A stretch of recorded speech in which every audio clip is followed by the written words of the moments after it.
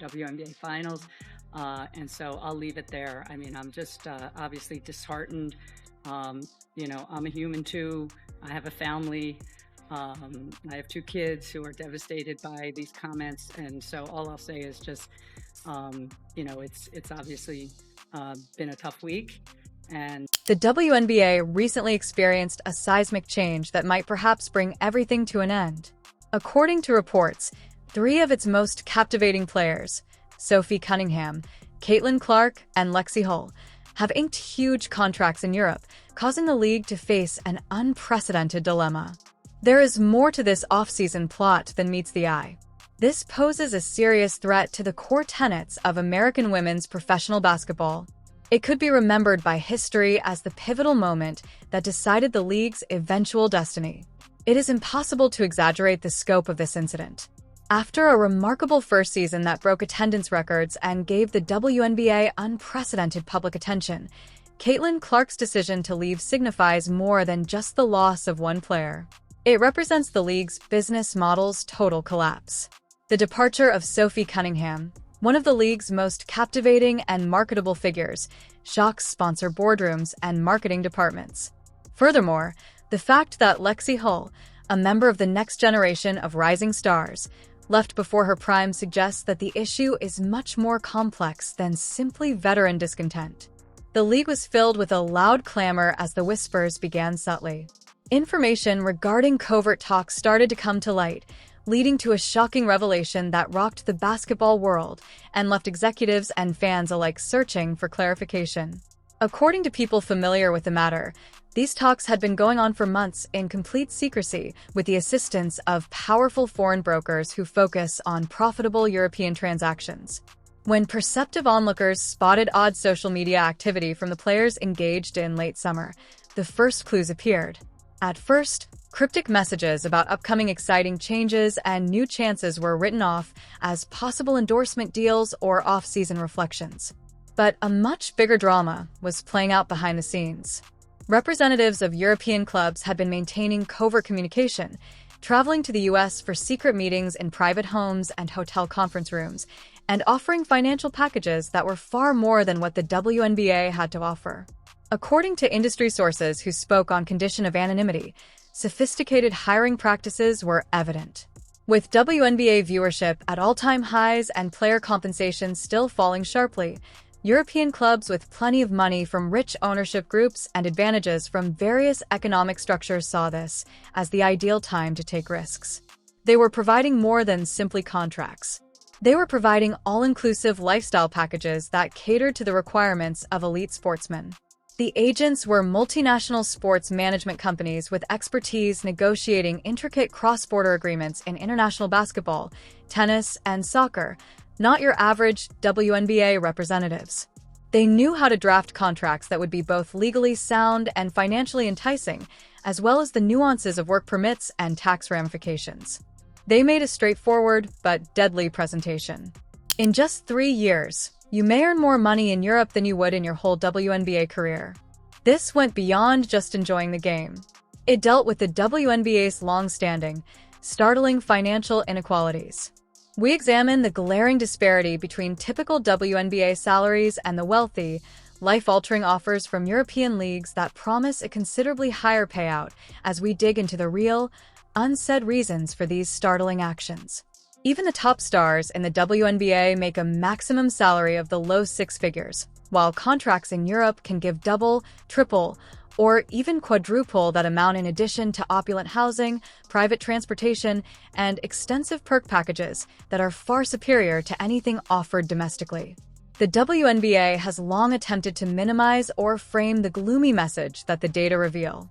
While their European counterparts, who are sometimes lesser-known players, can fetch salaries exceeding $500,000, with some elite international contracts reaching 7 figures, the average WNBA superstar may make between $200,000 and $250,000 per season. It is impossible to overlook the financial disparity when bonuses, endorsement opportunities, and cost of living allowances are included. For athletes with comparatively brief professional careers, the economic equation becomes excruciatingly straightforward. However, the difference extends well beyond base pay.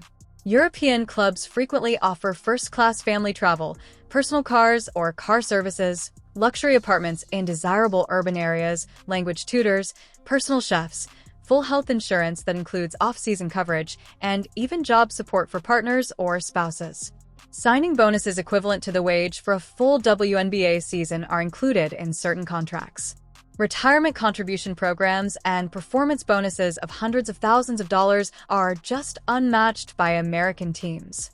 Imagine what it would be like for a WNBA player to make $200,000 annually after taxes, agent fees, and other required charges, like as living in pricey American cities, transportation, training expenses, dietary assistance, and medical care. The take-home pay may drop to less than $100,000. In order to keep their finances stable, many athletes pursue second jobs during the off-season, attend kids' basketball clinics, or compete for sponsorship deals.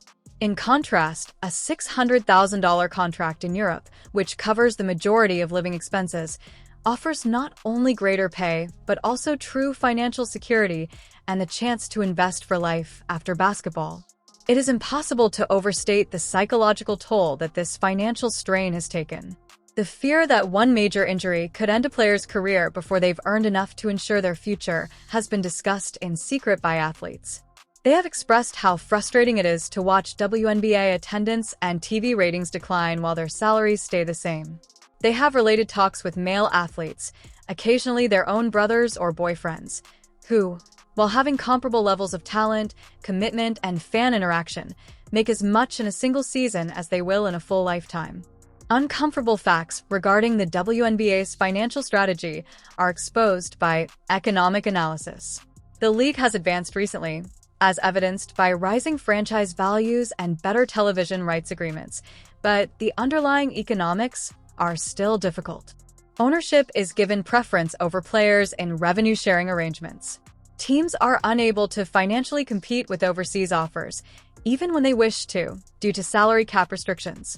Additionally, although the league's partnership with the NBA has given it money and stability, it has also made the WNBA dependent on it and hindered its capacity to actively seek out new revenue sources. The league office was immediately placed under lockdown. A heated discussion among executives over the possibility of their best players defecting led to an emergency meeting where drastic measures were discussed in an attempt to stop this unprecedented player exodus. According to reports, Commissioner Kathy Engelbert assembled a crisis management team that included league executives, team owners, and legal advisors in order to evaluate the issue and develop a plan of action. It wasn't the complete tale, though. Long into the night, the WNBA offices in New York hosted an emergency meeting. Participants spoke of a climate of recrimination, rage, and barely contained panic. Some executives felt taken by surprise and questioned how important talks could have gone forward if the league hadn't learned about them beforehand. Others acknowledged that they had noticed warning indications but had misjudged the intensity of European recruitment efforts or the severity of player discontent. Tensions boiled to a boil behind closed doors. Threatening breach of contract lawsuits and possible career-ending penalties, some executives urged for aggressive legal action. Others argued for a more cooperative strategy, understanding that harsh methods may backfire spectacularly, alienating not only these three players, but also causing a PR catastrophe that would portray the league as hostile to its own stars. The leadership split inside the WNBA was a reflection of the organization's larger crisis. The legal team's assessment was bleak. Although WNBA contracts contain a number of restrictive clauses, it is still unclear if it is legally possible to forbid players from accepting opportunities overseas in the off-season or from opting to play just overseas. Leagues cannot permanently bar players from looking for work elsewhere, particularly when those athletes are prepared to face the repercussions of contract termination, according to precedent. Any legal dispute would be expensive, time-consuming, and might ultimately improve players' situations by highlighting the league's weak negotiating stance. The news from financial advisors was equally alarming. The league lacked the short-term funding necessary to match these European bids. There were few short-term fixes available, even though long-term reorganization would eventually make way for increased compensation. While some owners were prepared to make larger investments in player remuneration, others had narrow profit margins and were unable to make the big increases without jeopardizing the profitability of their franchises. It seemed unattainable because of the basic conflict between the hard reality of women's sports finances and the desire to pay athletes more. A range of response possibilities were simulated by public relations consultants. The participants would almost probably become sympathetic characters and martyrs for the cause of just remuneration if they were attacked. Silence would give the impression that you are weak, which could lead other players to do the same. Without specific pledges, making promises about future advancements would be written off as meaningless platitudes. The communication problem was enormous. How to support the league's stance and preserve fan faith while acknowledging valid player concerns. Each team owner contributed their own viewpoint, influenced by the particulars of his franchise, to the ensuing video conferences. Big market teams with more resources and corporate ownership pushed for competitive pay raises, seeing them as an essential investment to preserve the value of their brands. Teams in smaller markets with more unstable finances were concerned about an arms race they couldn't afford. Any conceivable remedy is further complicated by the owning group's inability to agree. Was this a well-planned power move intended to make a strong statement? Discover the secret tales of annoyance and long-simmering dissatisfaction that culminated in these athletes' audacious collective demand for player agency and just remuneration.